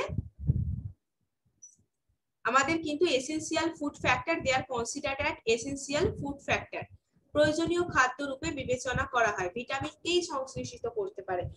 প্ল্যান্ট মানে সব ধরনের ভিটামিনই সিনথেসাইজ করতে পারে, বডিতে এরা সিনথেসাইজ হয় না, আমাদের বডিতে এরা সিনথেসাইজ হয় না, কিন্তু প্ল্যান্ট কিন্তু সব ধরনের ভিটামিন সিনথেসাইজ করতে পারে, সেই জন্যকে কিন্তু এসেনশিয়াল ফুড ফ্যাক্টর বলে।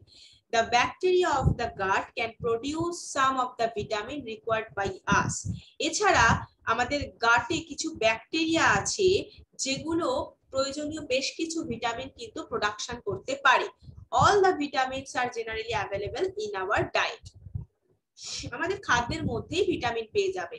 Different vitamins belong to various chemical classes. It is difficult to define them on the basis of the structure. Vitamin A, vitamin D, vitamin C. দেখো vitamin they are generally regarded as, এটা খুব ভালো করে পড়ছো, সেটা হচ্ছে organic compounds required in the diet. এটা তো হলো small amounts to perform specific biological function for normal maintenance of optimum growth and health of organism. অর্গানিজমের হেলথের জন্য আর অপটিমাম গ্রোথটা মেইনটেনেন্সের জন্য, normal maintenance of the optimal growth and health of the organism. তাই আমাদের ফুডের মধ্যে, আমাদের ডায়েটের মধ্যে খুব কম পরিমাণে হলেও প্রয়োজনীয় যে ভিটামিনস গুলো থাকা জরুরি। ভিটামিনস গুলো alphabet A, B, C, D etcetera হতে পারে। ফার্দার সাবগ্রুপ আছে, ভিটামিন বি এর আবার কিছু সাবগ্রুপ আছে, সেটা হচ্ছে বি1, বি2, বি6, বি12। Excess of vitamins is also harmful. Vitamin যদি তোমার শরীরে বেশিও হয়ে যায় তখনও কিন্তু সেটা হার্মফুল হয়ে যাবে, ঠিক আছে।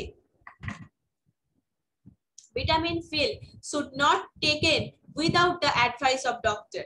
ডক্টরের অ্যাডভাইস ছাড়া কখনোই কিন্তু ভিটামিন পিল তোমরা খাবে না, ঠিক আছে। ডক্টরের থেকে পরামর্শ নিয়ে তবেই কিন্তু ভিটামিন জাতীয় কিছু পিলস, যে মেডিসিনস গুলো আছে সেগুলো তোমরা নেবে, ঠিক আছে। বেশি ভিটামিন হয়ে গুলো কিন্তু সেটা আমাদের বডির পক্ষে হার্মফুল হয়ে যেতে পারে। ভিটামিন, এই ওয়ার্ডটা কোথা, vital plus amine, vital plus amine থেকে এসছে। Since the earlier identified compounds at amino group,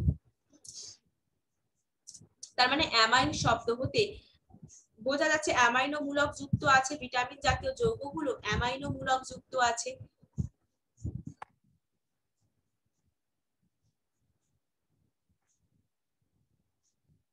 আবার পরে কি দেখা গেছে পরবর্তী সময় যে কিছু ভিটামিনস আছে যারা অ্যামাইনো গ্রুপ কন্টেন্ট করছে না, সেই কারণে কি করা হলো না, ভাইটাল আর অ্যামিন এখানে ই ওয়াজটাকে ড্রপ করে দেওয়া আছে, the term vitamin is used mistake. তাহলে অ্যামিনটাকে ইটাকে মানে সরিয়ে দেওয়া হয়েছে, ঠিক আছে। এবার ক্লাসিফিকেশন, ফ্যাট সলিউবল ভিটামিন হয়ে। এবার কিসের উপর বেস করে দেখো ক্লাসিফিকেশন করা হচ্ছে না, দুটো গ্রুপে ক্লাসিফিকেশন করা হয়। একটা হচ্ছে depending upon their solubility in water or fat, ফ্যাটের সলিউবিলিটি অথবা তার ওয়াটারের মধ্যে সলিউবল কিনা সেটার উপর বেস করে কিন্তু, সেটার উপর ডিপেন্ড করে ভিটামিনকে দুটো ভাগে ভাগ করা হয়েছে। একটা হচ্ছে ফ্যাট সলিউবল ভিটামিন আর একটা হচ্ছে তোমার ওয়াটার সলিউবল ভিটামিন, ঠিক আছে। আচ্ছা, ভিটামিন যেগুলো ফ্যাটে সলিউবল বা অয়েল বাট ইনসলিউবল ওয়াটার, যেগুলো ফ্যাটে সলিউবল কিন্তু ওয়াটারে ইনসলিউবল, সেগুলো কিন্তু এই গ্রুপে মধ্যে রাখা হয়। যেমন ধরো vitamin A, vitamin D, vitamin E, vitamin K, they are stored in liver and adipose টিস্যুতে। লিভারে আর অ্যাডিপোজ টিস্যুতে মানে ফ্যাট স্টোর হয়ে যায়, ঠিক আছে।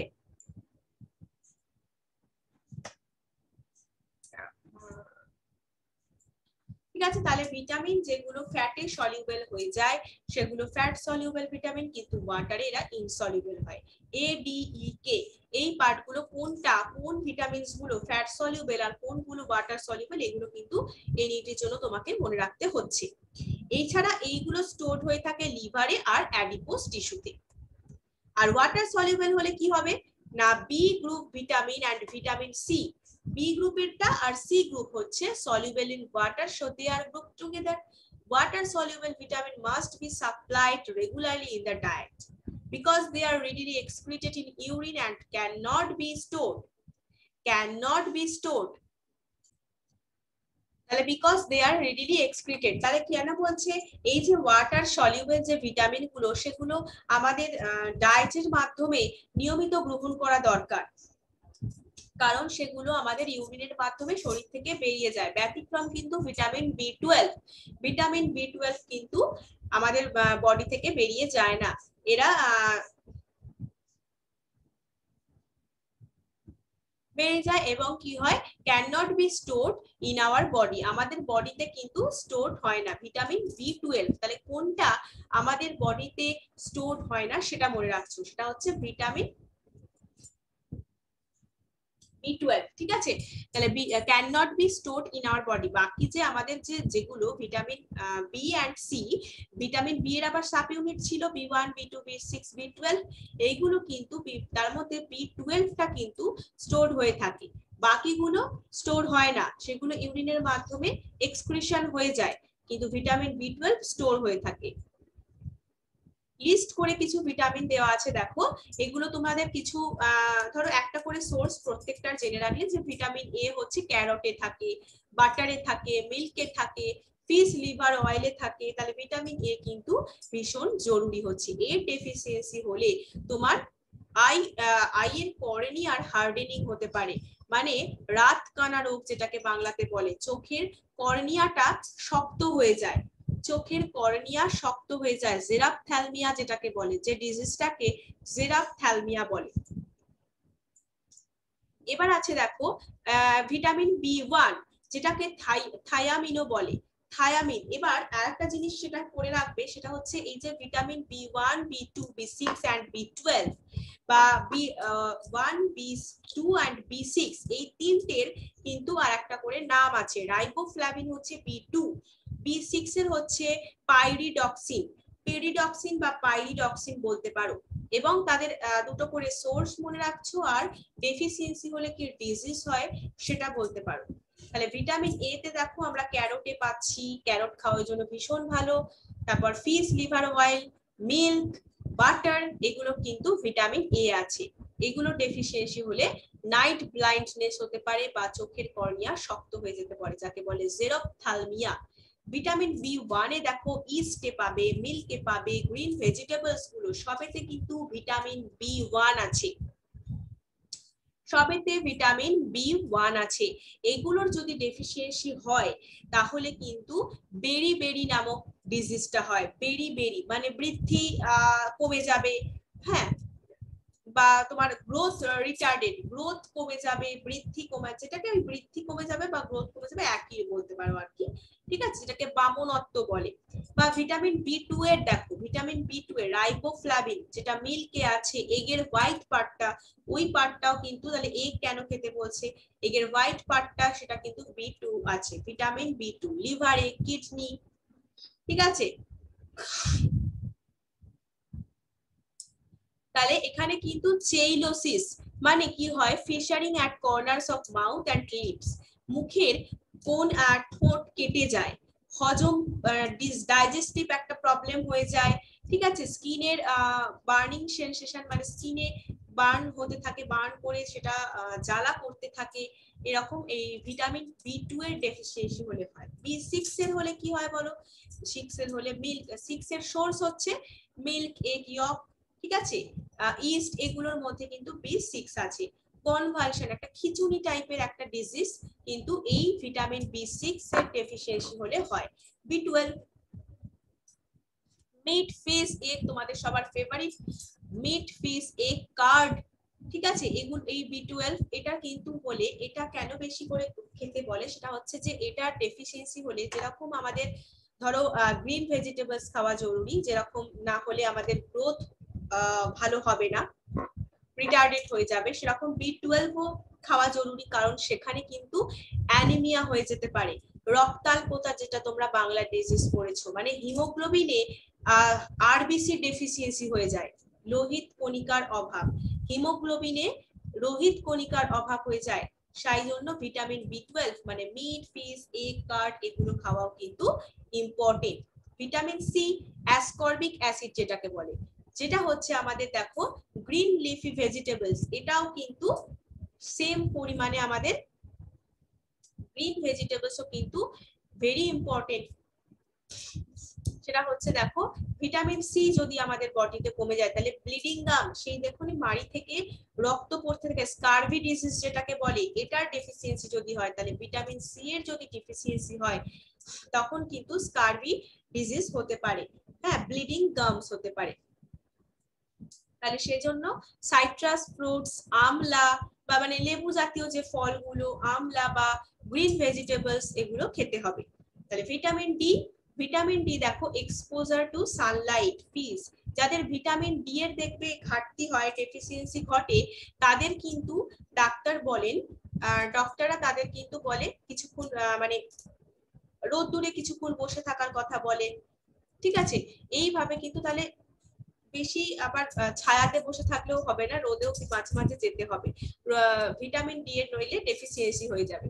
তাহলে সেটা হচ্ছে ধরো রিকেট হতে পারে, মানে বেশিরভাগই এটা চিলড্রেনদেরই হয়, তোমার বোন ডিফর্মিটিস হয়ে যায়, ঠিক আছে, শিশুদের হাড় বেঁকে যায়, অস্টিওম্যালেশিয়া হতে পারে, হাড়টা নরম হয়ে যায়, বয়স্কদের যে আমাদের জয়েন্ট পেন হয় অ্যাডাল্টদের, সফট বোন বা তোমার জয়েন্ট পেন ইন অ্যাডাল্টস, এই ডিজিজ গুলো কিন্তু ভিটামিন ডি এর ডেফিসিয়েন্সি হলে হয়। Vitamin E, vegetables oil like ধরো wheat germ oil, sunflower oil, এইগুলো হচ্ছে ভিটামিন ই ইনক্রিজড, এগুলো যদি ডেফিসিয়েন্সি হয় সেটা কি করবে, মাসকুলার উইকনেস হয়ে যাবে, পেশিগুলো দুর্বল হয়ে পড়বে, তার হচ্ছে আরবিসির ফ্র্যাজিলিটি ইনক্রিজ করবে, increase the fragility of the RBCs.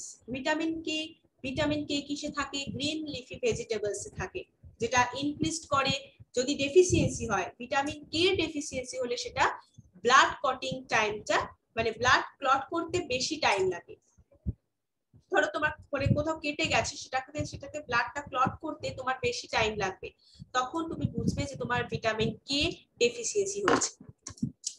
Next আছে নিউক্লিক অ্যাসিড। এখানে দেখো every generation of each and every species resembles its ancestor in many ways, সমস্ত প্রজাতির যে প্রতিটা প্রজন্মের মধ্যে নানা দিক থেকে তাদের পূর্বপুরুষের সাথে মেল খুঁজে পাওয়া যায়।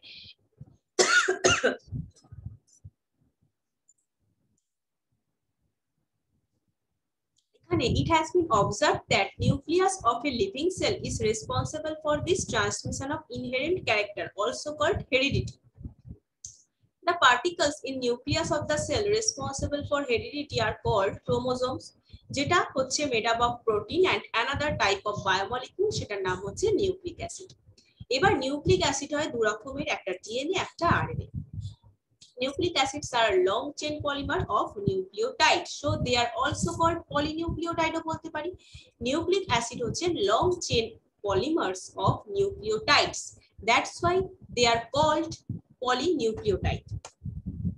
এবার কিছু কেমিক্যাল কম্পোজিশনস আছে নিউক্লিওটাইডের, নিউক্লিক অ্যাসিডের। Complete hydrolysis of DNA or RNA yields a pentose sugar phosphoric acid nitrogen containing heterocyclic compound called bases. তাহলে যদি ডিএনএ বা আরএনএ কে কমপ্লিট হাইড্রোলাইসিস করা হয় কি কি পাবো, একটা পেন্টোজ সুগার পাবো, ফসফরিক অ্যাসিড পাবো আর নাইট্রোজেন কন্টেনিং হেটেরোসাইক্লিক কম্পাউন্ড পাবো। DNA molecule, in DNA molecule sugar moiety is beta D2-deoxyribose, beta D2-deoxyribose, whereas in RNA molecule it is beta D ribose. DNA হলে সুগার মইটিটা হচ্ছে beta D2-deoxyribose আর RNA molecule হলে সেটা হচ্ছে beta D ribose.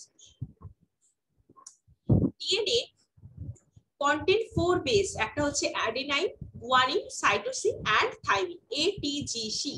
RNA contain 4 bases. First 3 same, মানে adenine, guanine, cytosine, and শুধু থাইমিনের পরিবর্তে যেটা DNA তে থাকে থাইমিন, সেটা আরএনএ তে হচ্ছে ইউরাসিল থাকে। আরএনএ তে থাকছে ইউরাসিল। এবার হচ্ছে structure of the nucleic acid. বলছে a unit formed by the attachment of a base to one position of sugar is known as nucleoside. কারণ বলছে সুগারের 1 নম্বর পজিশনের সাথে যুক্ত যে বেস, সেটার অ্যাটাচমেন্টের ফলে একটা ইউনিট ফরমেশন হয়, সেটাকে বলে নিউক্লিওসাইড। নিউক্লিওসাইডে সুগার কার্বন আর নাম্বারড অ্যাজ 1 2 3 এটসেট্রা এইভাবে নাম করা হয় in order to distinguish this form the bases. When nucleoside is linked to phosphoric acid at 5 prime position of sugar moiety we get a nucleotide. তাহলে phosphoric অ্যাসিডের সাথে যখন ওই নিউক্লিওসাইডটা যুক্ত হচ্ছে, লিংক হচ্ছে 5 প্রাইম পজিশনে, সুগার মইটির 5 প্রাইম পজিশনে, তখন আমরা পাচ্ছি নিউক্লিওটাইড। তাহলে নিউক্লিওসাইড হলো নিউক্লিওটাইড। তাহলে নিউক্লিওটাইড থেকে যদি আমি ফসফরিক অ্যাসিডকে ডিলিট করে দিই তাহলে পাবো কি, অপোজিট দিক থেকে ভাবলে একটা নিউক্লিওসাইড পাবো। স্ট্রাকচার গুলো দেখলেই বুঝতে পারবে। সেটা হচ্ছে দেখো 1 2 3 4 সুগার মইটি গুলোকে এইভাবে লেখা হয় 1 2 3 4। সুগার কার্বন গুলোকে এইভাবে লেখা হয়েছে, number 1 carbon, 2 carbon, 3 carbon, 4 carbon and 5 carbon. এবারে এখানে দেখো 5 নম্বরের সাথে যেটা 5 নম্বর নাম্বার 1 পজিশন, যেটা নাম্বার 1 পজিশন হচ্ছে সুগারের 1 পজিশনে বেস অ্যাটাচ হয়ে আছে, বেস অ্যাটাচ হয়ে আছে, সেটা হচ্ছে নিউক্লিওটাইড, তাই তো? নিউক্লিওটাইড সেটা হচ্ছে নাম্বার এ তে যে স্ট্রাকচারটা আছে। ঠিক বি তে দেখো নিউক্লিওটাইড কেন বলছে না, 5 প্রাইম পজিশনে দেখো একটা ফসফরিক অ্যাসিড PO4 মাইনাস যুক্ত হয়ে গেছে। PO4 মাইনাস ফসফরিক অ্যাসিড যুক্ত হওয়ার কারণে এটার নাম হচ্ছে নিউক্লিওটাইড। নিউক্লিওটাইডস গুলো জয়েন্ট হয় together by phosphodiester linkage between 5 prime and 3 prime carbon atom of the pentose sugar. Pentose সুগারে যদি আমি 3 প্রাইমের সাথে, এই যে 3 প্রাইম, এইটা হচ্ছে 3 প্রাইম, এবার 5 প্রাইম সাথে 3 প্রাইম কার্বন অ্যাটম, পেন্টোজ সুগারের 5 প্রাইমের সাথে 3 প্রাইম কার্বন অ্যাটমটা লিংকেজ হচ্ছে কিসের মাধ্যমে, মানে নিউক্লিওটাইড গুলো জয়েন হচ্ছে, সেটার নাম হচ্ছে, এটা কিন্তু ভেরি ইম্পর্টেন্ট ফর এমসিকিউ, সেটা হচ্ছে ফসফোডাইএস্টার লিংকেজ। তাহলে nucleotides are joint together by phosphodiester linkage between 5 prime and 3 prime carbon atom of the pentose sugar. এই হচ্ছে সেই ফসফোডাইএস্টার লিংকেজ গুলো। এটা হচ্ছে একটা dinucleotide, formation of a dinucleotide. দেখো দুটোই নিউক্লিওটাইড, দুটো নিউক্লিওটাইড যখন যুক্ত হয়ে যাচ্ছে, দুটো নিউক্লিওটাইড এখানে অ্যারো দিয়ে দেখাচ্ছে ফসফোডাইএস্টার লিংকেজ হয়েছে, এখানে ফসফোডাইএস্টার লিংকেজ হয়েছে। 5 প্রাইম 3 প্রাইমের সাথে পরের নিউক্লিওটাইড আর 5 প্রাইম যুক্ত হয়ে যাচ্ছে। পরের যে পেন্টোজ সুগার বা নিউক্লিওটাইডটা আছে সেটার কি হচ্ছে না, 5 প্রাইমের সাথে আগেরটার 3 প্রাইমের কার্বন যুক্ত হয়ে ফসফোডাইএস্টার লিংকেজের মাধ্যমে যুক্ত হয়ে ডাই নিউক্লিওটাইড ফর্ম করছে। ঠিক আছে, আচ্ছা এরপর আছে হচ্ছে a simplified version of nucleotide chain. সেটা হচ্ছে দেখো এই যে sugar base phosphate, sugar base phosphate, এইভাবে কিন্তু চেইনটা চলতে থাকে একটা নিউক্লিক অ্যাসিডের। সুগারের সাথে বেস অ্যাটাচ হয়ে আছে একটা, তারপর সাথে ফসফেট যুক্ত হয়েছে, আবার সুগার সাথে তার মাথায় বেস, আবার ফসফেট, এইভাবে কিন্তু চলতে থাকে। এটা হচ্ছে double strand helix structure of DNA, ATGC বন্ডের মাধ্যমে যুক্ত হয়ে থাকে। Information regarding the sequence of nucleotide in the chain of a nucleic acid. Information regarding of the sequence of nucleotides in the chain of a nucleic acid is called its primary structure, যেটাকে বলে primary structure nucleic অ্যাসিডের। Secondary স্ট্রাকচারও কিন্তু আছে। James Watson and Francis Crick gave a double-strand helix structure for DNA. Two nucleic acid chain are wound about each other. Two nucleic acid chain. two nucleic acid chains are wound about each other and held together by hydrogen bonds between pair of bases.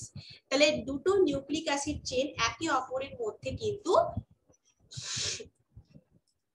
কি হয়ে থাকে, একদম পেঁচানো অবস্থায় থাকে, আর hydrogen বন্ধনের দ্বারা একজোড়া মানে পেয়ার অফ বেসেস কিন্তু মধ্যবর্তী স্থানে তোমার হাইড্রোজেন বন্ড দ্বারা পরস্পর কিন্তু আটকে থাকে। ঠিক আছে, তার মানে এ টি জি সি এইগুলোর মধ্যে। তাহলে তোমরা অলরেডি জানো যে এ টি মানে মধ্যে ডবল বন্ড আর জি সি এর মধ্যে ট্রিপল বন্ড থাকে। Cytosine forms hydrogen bond with guanine and adenine form hydrogen bond with thymine. Two strands are complementary to each other because hydrogen bonds are formed between specific pair of bases. A T এর মধ্যে হয় আর G C এর মধ্যেই হয়। A C এর মধ্যে কখনো হতে পারে না, বা তোমার T G এর মধ্যেও কখনো হতে পারে না। তাহলে A আর T এর মধ্যে বন্ড হয় হাইড্রোজেন বন্ড, আর G আর C এর মধ্যে হয়। Secondary structure of RNA, single stranded helix, is present with sometimes folds back on itself. RNA এর সেকেন্ডারি গঠন আকৃতিতে কি হয়, যে সকল কুণ্ডলী উপস্থিত থাকে সেটা মানে কিন্তু সিঙ্গেল স্ট্র্যান্ডেড হয়, সেটা সিঙ্গেল স্ট্র্যান্ডেড হয়। RNA molecules are of three types হয়, perform different function, সেটা হচ্ছে mRNA, rRNA and tRNA। সেটা হচ্ছে Messenger RNA, ribosomal RNA, transfer RNA। এবার নিউক্লিক অ্যাসিডের কিছু বায়োলজিক্যাল ফাংশন আছে। নিউক্লিক অ্যাসিডের কিছু বায়োলজিক্যাল ফাংশন আছে, তার মধ্যে দেখো DNA is the chemical basis of heredity, may be regarded as the reserve of genetic information. তাই তো, জেনেটিক ইনফরমেশন এদের দ্বারা কিন্তু আমরা রিজার্ভ করতে পারি। Regarded DNA is exclusively responsible for maintaining the identity of different species of organism over millions of year. ঠিক আছে, আইডেন্টিটি মেইনটেইন করার জন্য কিন্তু DNA responsible. DNA molecule capable of self duplication during cell division and identical DNA strands are transferred to daughter cell. Another important function ki nucleic acid is the protein synthesis in the cell. Nucleic acid is the protein synthesis, cellete protein synthesis করে কিন্তু সেই nucleic অ্যাসিডই। Actually, the proteins are synthesized by various RNA molecules in the cell, but the message for the synthesis of a particular protein সেটা কিন্তু present আছে DNA এর মধ্যে। সেটা তাহলে ডিএনএ ওটা বার্তাটা মানে সিনথেসিসের বার্তাটা কে বহন করছে, ডিএনএ করছে। একটা নির্দিষ্ট প্রোটিন যে সিনথেসিস হবে তার বার্তা বহন করছে, একটা মেসেজ পাঠাচ্ছে ডিএনএ। ঠিক আছে, তাহলে আমরা দেখো আজকে পড়লাম protein, enzyme, nucleic acid, vitamin and last আছে আমাদের হরমোন। লাস্ট হচ্ছে আছে হরমোন। হরমোনস হচ্ছে ইকুয়ালি ইম্পর্টেন্ট। দেখো হরমোন একটা ইম্পর্টেন্ট বায়োমলিকিউলস যেটা অ্যাক্ট অ্যাজ ইন্টারসেলুলার মেসেঞ্জার, অন্তঃকোষীয় বার্তাবাহক হিসেবে কাজ করে। তাহলে হরমোন হচ্ছে intercellular messenger. This are produced by endocrine glands in the body and are poured directly in the bloodstream. তাহলে এটা কিন্তু আমাদের বডিতে এন্ডোক্রাইন যে গ্ল্যান্ড আছে, অন্তঃক্ষরা গ্রন্থি, সেখান থেকে উৎপন্ন হয়। সেটা সরাসরি একদম ডিরেক্টলি আমাদের ব্লাড স্ট্রিমে মিশে যায়, রক্ত স্রোতে মিশে যায়, রক্তের সাথে মিশে গেল, which transport them to the site of the action. এবার রক্তই কি করলো, এদের আমাদের একদম কার্যস্থলে মানে যেখানে এদের দিয়ে কাজ করতে হবে হরমোনটাকে সেখানে পাঠিয়ে দেয়। In terms of chemical nature, some of this are steroid আছে, oestrogen, androgen, some of polypeptides আছে, এক্সাম্পল ইনসুলিন, এন্ডোরফিন। ঠিক আছে, সাম আদার অ্যামাইনো অ্যাসিড আছে, এপিনেফ্রিন, নরএপিনেফ্রিন। ঠিক আছে, এদের মধ্যে তাহলে রাসায়নিক প্রকৃতি অনুযায়ী কেমিক্যাল নেচারের দিক থেকে কিছু সংখ্যক স্টেরয়েডও আছে, কিছু পলিপেপটাইড আছে, কিছু আমাদের অ্যামাইনো অ্যাসিডও আছে। Hormones have several function in the body. Help to maintain করতে পারে balance of biological activity। তারপরে ইনসুলিনের রোল যেমন কিপিং দ্য ব্লাড গ্লুকোজ লেভেলটাকে within the narrow limit এ রাখতে পারে। আচ্ছা, insulin released in response to the rapid rise in blood glucose level, বলছে রক্তে গ্লুকোজের মাত্রা নিচের মাত্রায় নামিয়ে আনতে ইনসুলিন একটা কাজ করে। ইনসুলিন যদি অপসারিত করলে রক্তে গ্লুকোজের মাত্রা দ্রুত হারে বৃদ্ধি পায়। তাহলে ইনসুলিন দিয়ে আমি রক্তে গ্লুকোজের মাত্রাটাকে ব্যালেন্সড করতে পারি। অন্যদিকে on the other hormone glucagon, insulin আর গ্লুকাগনের ফাংশনটা কিন্তু খুব ইম্পর্টেন্ট। তাহলে গ্লুকাগন কি করে, tends to increase the glucose level. Insulin যেমন গ্লুকোজ লেভেলটাকে কমিয়ে দেয়, ধরো তোমার বডিতে গ্লুকোজের মাত্রা খুব বেড়ে গেছে, তখন কিন্তু ইনসুলিন দেয়া হয়। আর যখন আর গ্লুকাগন কি করে বলতো, মানে গ্লুকোজ লেভেলটাকে ইনক্রিজ করে দেয়, ব্লাডে বৃদ্ধি করতে সাহায্য করে, আর ইনসুলিন গ্লুকোজের মাত্রা কমাতে সাহায্য করে। আচ্ছা, two hormone together regulate the glucose level in the blood, সেটা হচ্ছে ইনসুলিন অ্যান্ড গ্লুকাগন। এপিনেফ্রিন আর norepinephrine mediate the responses to external stimuli. Growth hormone, sex hormone play a role in growth and development A help করছে। Thyroxine produce করছে in the thyroid gland is an iodinated derivative of amino acid tyrosine। তাহলে এখানেও দেখো growth hormone বা sex hormone যেগুলো আছে সেগুলো গ্রোথে মানে হেল্প করছে, ডেভেলপমেন্টে হেল্প করছে। থাইরয়েড গ্ল্যান্ড থেকে যে থাইরক্সিন উৎপন্ন হচ্ছে সেগুলো কিন্তু iodinated derivative of amino acid টাইরোসিনের। তাহলে দেখো একটার সাথে একটা কিভাবে রিলেটেড, অ্যামাইনো অ্যাসিডের সাথে হরমোনটা কতটা related. Abnormally low level of thyroxine leads to hypothyroidism। তাহলে থাইরক্সিনের লেভেল যদি তোমার কমে যায় তাহলে তুমি বুঝছো যে হাইপোথাইরয়েডিজম হয়েছে, which is characterized by letharginess and obesity হয়ে যায়। জানো তো obesity, জড়তা, একটা স্থূলতা, মোটা হয়ে যেতে পারে।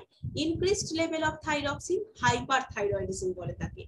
Low level of iodine in the diet may lead to hypothyroidism and enlargement of thyroid gland। Thyroid গ্ল্যান্ডটাকে বড় করে দেয় আকারটাকে, ঠিক আছে। যদি খাবারের মধ্যে আয়োডিনের পরিমাণ কম থাকে, খাবারের মধ্যে যদি আয়োডিনের পরিমাণটা কম থাকে তাহলে কিন্তু তোমার থাইরয়েড হওয়ার চান্স থাকে, ঠিক আছে। থাইরয়েড মানে হাইপোথাইরয়েডিজম হওয়ার, সেখানে থাইরয়েড গ্ল্যান্ডটার এনলার্জমেন্ট হয়। This condition is largely being controlled by adding sodium iodide to commercial table salt, যেটাকে বলে খাদ্য লবণে সোডিয়াম আয়োডাইড যোগ করে এই প্রবলেমটা কিন্তু আমাদের নিয়ন্ত্রণে এসেছে, কন্ট্রোল করা হচ্ছে। Steroid hormone are produced by adrenal cortex and gonad, testes in male and ovaries in female। Steroid hormone গুলো কিন্তু adrenal cortex and gonad থেকেই produced হয়। Hormone released by adrenal cortex play very important role in the function of the body. For example, glucocorticoids control করে carbohydrate মেটাবলিজমটা। Glucocorticoids এটা হচ্ছে একটা steroid hormone, modulate করে inflammatory রিঅ্যাকশনটাকে, যেটা ইনভলভ আছে reaction two stress, ঠিক আছে। আর মিনারেলোকর্টিকয়েডস, গ্লুকোকর্টিকয়েডস আছে, মিনারেলোকর্টিকয়েডস কন্ট্রোল করে level of excretion of water and salt by the kidney. Kidney থেকে ওয়াটার আর সল্টের এক্সক্রিশনের লেভেলটাকে কন্ট্রোল করে mineralocorticoids. If adrenal cortex does not function properly, then one of the results may be Addison's disease হয়, রোগ কিন্তু মারাত্মক হতে পারে। গ্লুকোকর্টিকয়েডস আর মিনারেল কর্টিকয়েডস দ্বারা যদি চিকিৎসা না করা হয় সেটা কিন্তু খুব মারাত্মক হয়ে যেতে পারে। কি বলছে, adrenal cortex does not function properly, then তাহলে কি হবে, অ্যাডিশন ডিজিজ হয়, যেটা হচ্ছে হাইপোগ্লাইসেমিয়া, যেখানে weakness, increased susceptibility two stress, increase করে সাসেপ্টিবিলিটি টু স্ট্রেস বা দুর্বলতা, মানসিক চাপের সংবেদনশীলতা একটা হতে পারে। আচ্ছা, তারপর বলছে দেখো, the disease is fatal unless it is treated by glucocorticoid বা mineralocorticoid। মানে গ্লুকোকর্টিকয়েড বা মিনারেলোকর্টিকয়েড দ্বারা যদি আমরা এটাকে ট্রিট না করি তাহলে কিন্তু এটা মারাত্মক হয়ে যেতে পারে। Hormone released by gonad are responsible for development of secondary sex character. Testosterone is major sex hormone produced in men। এগুলো অলরেডি তোমরা জানো। It is responsible for development of secondary male characteristic, deep voice, facial hair, general physical constitution. Estradiol is the main female sex hormone. It is responsible for development of secondary female characteristics and participate in the control of menstrual cycle. Progesterone is responsible, এগুলো তোমরা already হয়তো বায়োলজিতে পড়ে ফেলেছো, তোমাদের কাছে এগুলো খুব easy হয়ে গেছে। Progesterone is responsible for preparing the uterus for implantation of fertilized egg. So আমাদের কিন্তু বায়োমলিকিউলস এই চ্যাপ্টারটা কমপ্লিট। ঠিক আছে, তাহলে আমাদের কিন্তু কার্বোহাইড্রেট আগের দিন হয়েছিল, আজকে কিন্তু অনেকগুলো টপিক ছোট ছোট যেহেতু ছিল তাই কমপ্লিট হয়ে গেল। প্রোটিন, তারপরে enzyme, vitamin, hormone, nucleic acid, এগুলো সবই কমপ্লিট হয়ে গেল আমাদের। তাহলে নেক্সট দিন কিন্তু তোমাদের এই পুরো বায়োমলিকিউলস এই পুরো চ্যাপ্টারটার উপর কিন্তু তোমাদের টেস্ট থাকবে। ঠিক আছে, পুরো চ্যাপ্টারটার উপর, শুধু যে আজকে যেটা পড়ালাম সেটার উপর নয়। আজকে যেরকম আমাদের তোমাদের বায়োমলিকিউলস এর কার্বোহাইড্রেটের উপর শুধু টেস্ট হলো, যেহেতু চ্যাপ্টারটা কমপ্লিট হয়ে গেছে তাই নেক্সট উইক স্যাটারডেতে তোমাদের ফুল টেস্ট থাকবে বায়োমলিকিউলস এর উপর। ঠিক আছে, ওকে, থ্যাংক ইউ, বাই। আর অ্যাসাইনমেন্ট যেগুলো দিচ্ছি সেগুলো সবাই করার চেষ্টা করো। অনেকেই করে পাঠাচ্ছ কিন্তু অনেকেই পাঠাচ্ছ না, যারা পাঠাচ্ছ না তারা অ্যাসাইনমেন্ট গুলো করে অবশ্যই পাঠিও। ওকে, থ্যাংক ইউ, বাই।